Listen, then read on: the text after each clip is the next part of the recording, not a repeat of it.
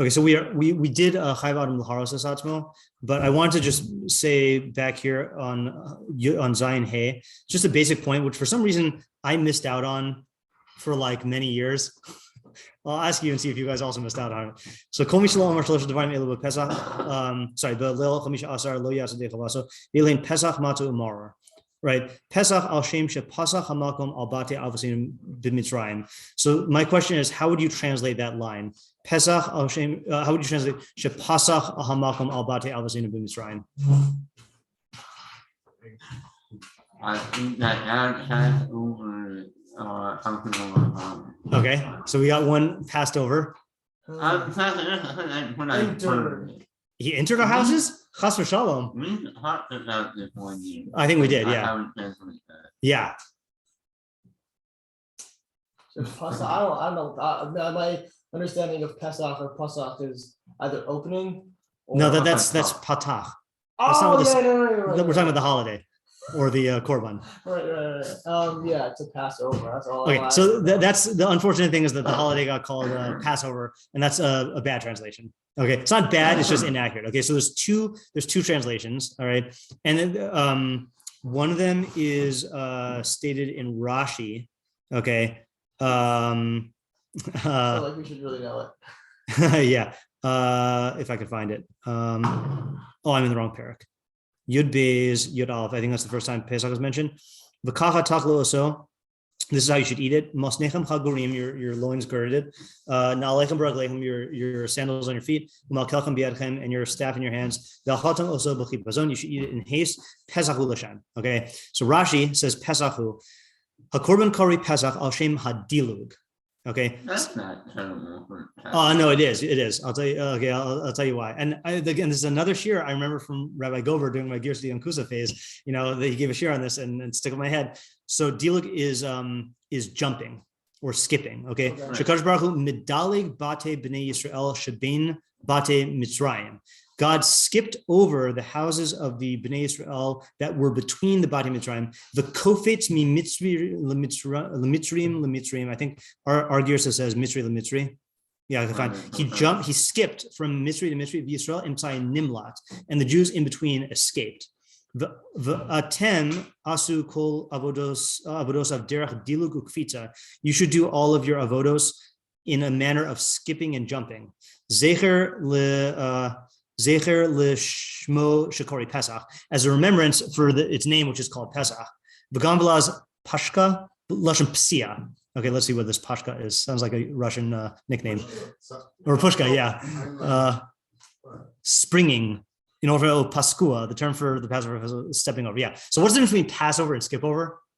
Well, Passover seems like passive, and skipping is intentional. Okay, yeah, right. So Passover could just mean like I could pass, like the planes with JFK pass over us. They're not skipping over. Skipping is like duck, duck, goose. Like you were going to be targeted and you were skipped. And that's the whole idea of the korban, is that because we did the avodos of Pesach. Okay, I don't think that's okay. Whatever. I don't think Passover can have a meaning of like you weren't going to Passover. Okay. You can be inaccurate. You can be less. No, but then yeah, it should be called skip over. Yeah. Yeah, Joseph. Just saying, skip does have a certain jolly connotation. Well, okay, so it also in other places it also means to limp, because it really means, because how long will you straddle both sides of the fence? I think Pesach literally means uneven. Let's see, Passover. Okay, well they're also wrong. No. Where is it though?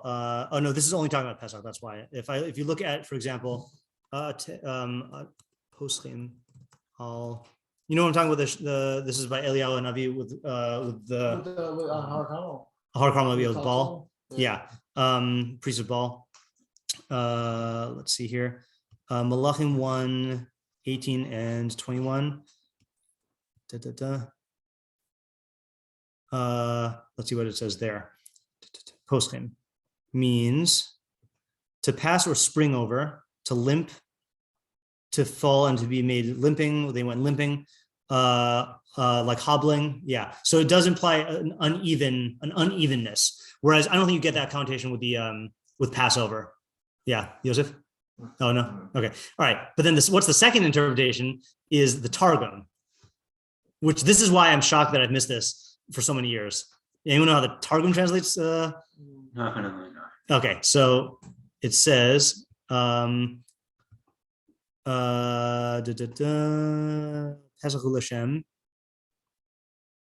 Oh, so here it just translates it in Hebrew.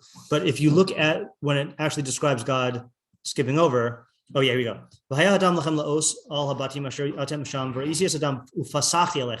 will see the blood and I will skip over you. I will have mercy on you. So Pesach means mercy or pity. Okay, and then similarly, it says it a second time in no, he probably says Pischa there. Yeah, Pischa. Oh, then here we go.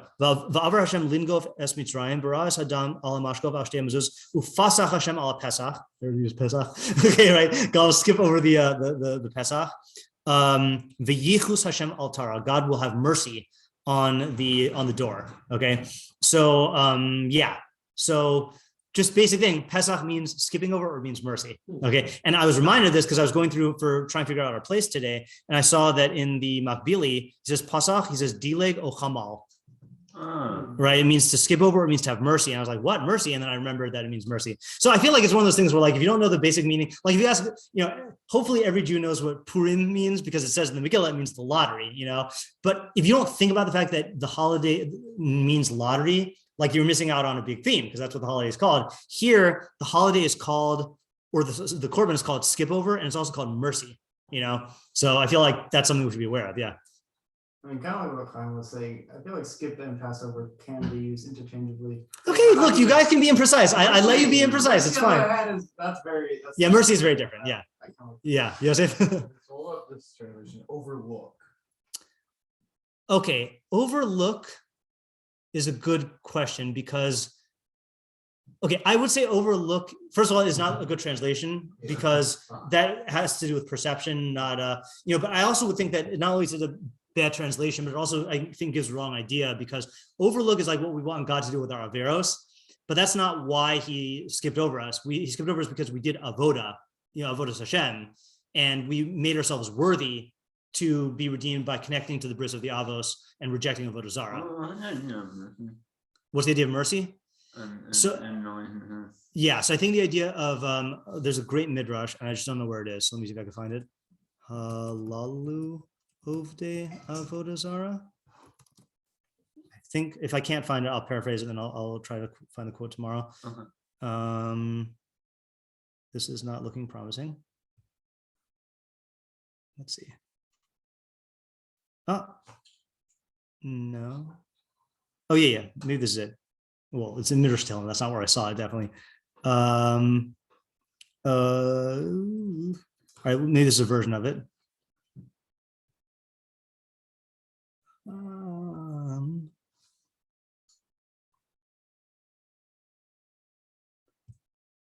Well, there's something where, like, the angels are talking about trying to convince God, why are you saving these people? And they say, like, about the Mitzrayim and the Jews, well, these guys are avodah zara and these guys are avodah zara,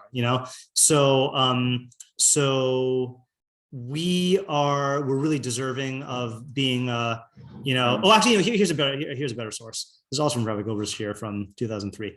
There's a Rashi. Yeah. Were you babies or were you non-existent? I was 3. Oh, you're 3. Okay. All right. Let's see. Oh my God. Calm down. Let's see. Hold on. Masya. 105. 2003. Oh, here we go. Yeah. And one. So so it should be for you as a safeguarding. So this is talking about, like, guarding the actual animal until from the 10th until the 14th of the month. And they shall shecht it, the entire congregation of the assembly of Israel in the afternoon. So Rashi says,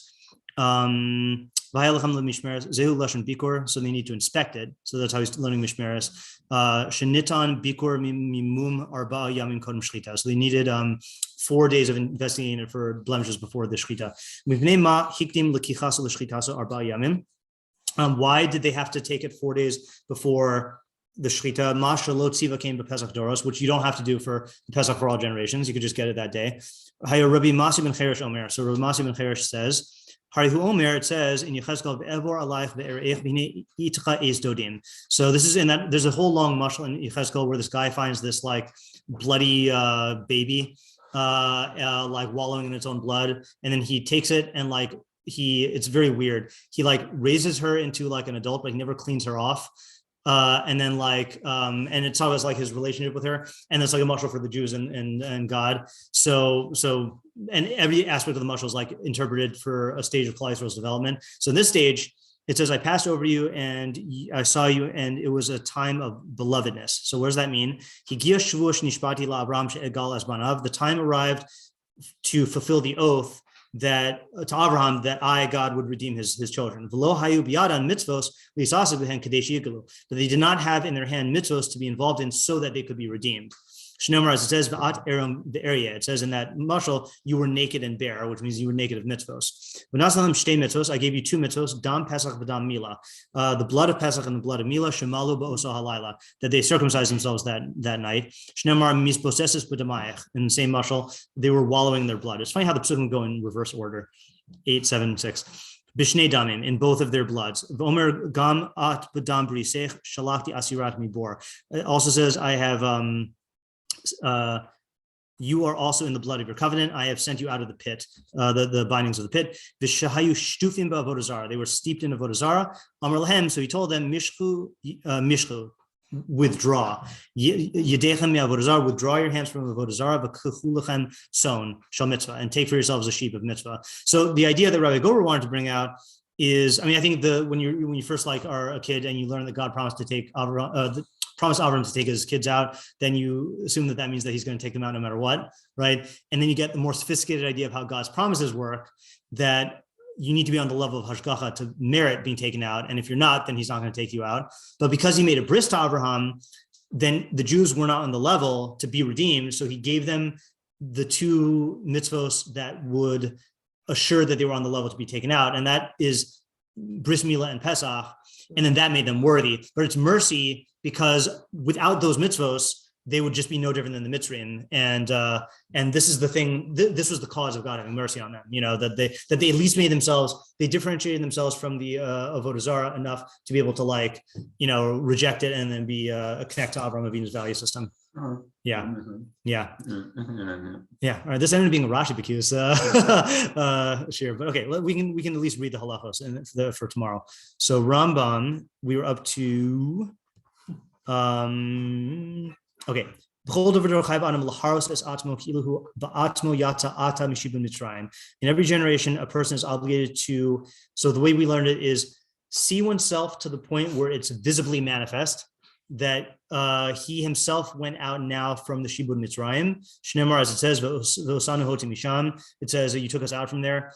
I have to say what we said this morning before Mishlei, that Sean was talking about a continuation of our Q&A on Friday about the Lashon Hara discussion, and we're talking about Lashon Hara, and Ariel said, I feel so sorry for non-Jews, that they just don't have halacha to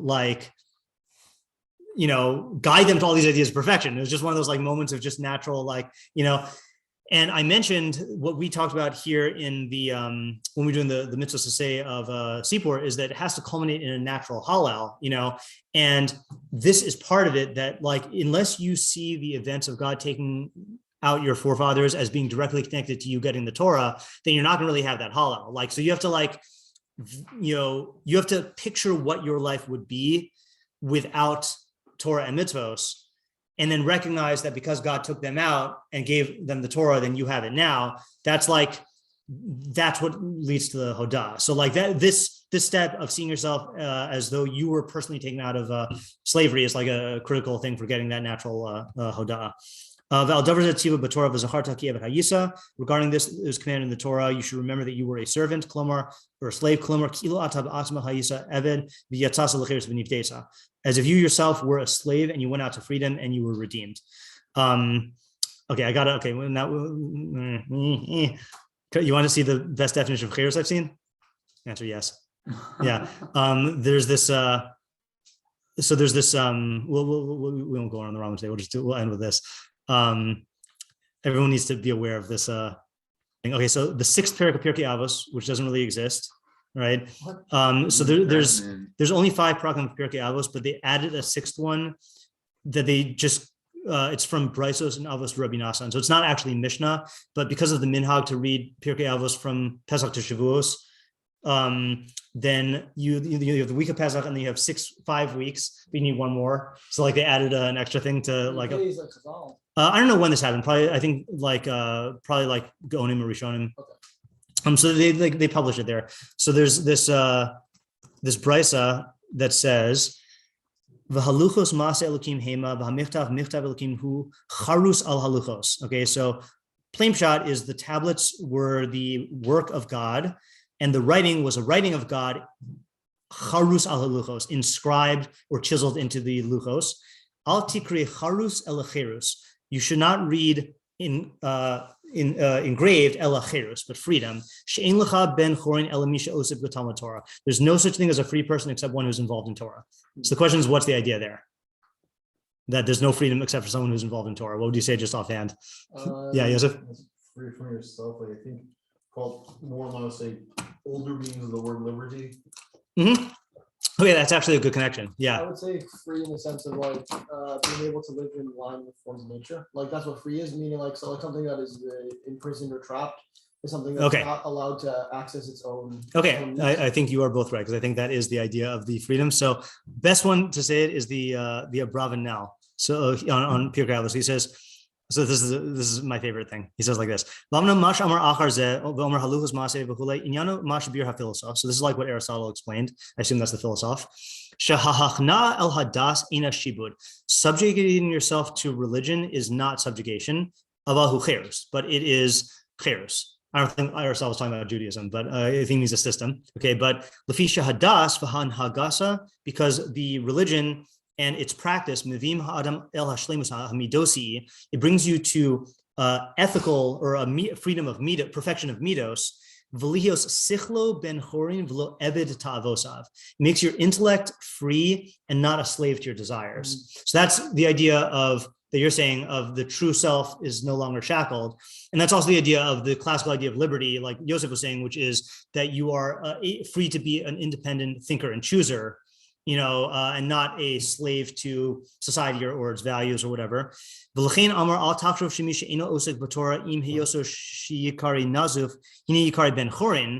earlier it calls someone who does not involve himself in Torah as like a rejected. He says, don't think that the guy's rejected and free. Okay. Don't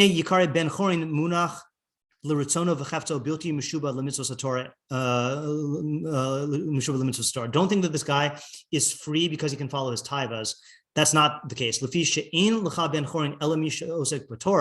There's no free person except for one who's involved in Torah. Torah guides you to perfection. And Torah will make you free and not a slave to your desires. I